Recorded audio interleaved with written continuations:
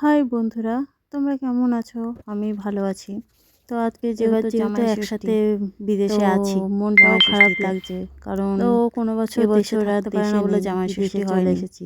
তো মাংসটা ম্যারিনেট করে রাখলাম, আর এদিকে পেঁয়াজ আজকে একটুখানি রান্না করি। পেঁয়াজটা একটুখানি ভেজে নেব, তারপরে মশলাগুলো দিয়ে দিলাম পেঁয়াজটা ভেজে।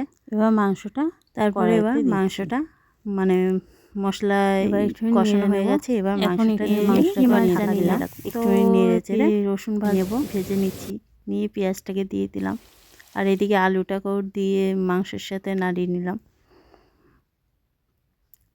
এবার আলুও সিদ্ধ হোক আর মাংসটাও একটু মজুক, তারপর নামিয়ে ফেলবো। আর এদিকে পেঁয়াজটা একটু ভাজা ভাজা হয়ে গেছে, এবার মাছগুলো দিয়ে কিছুক্ষণ নাড়াচাড়া করে তারপরে নামিয়ে ফেলবো। এবার কিছু বাসন ছিল, এই বাসনগুলো ধুয়ে টুয়ে নেব, পরিষ্কার করে ফেলবো। রান্নার বাসনগুলোকে আস্তে আস্তে মেজে নিয়ে তারপরে রান্না প্রায় হয়েই গেছে।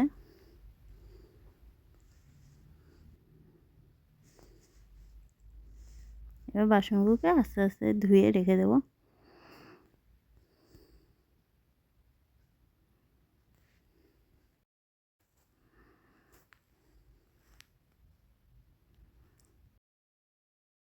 আর দেখো রান্নাও শেষ।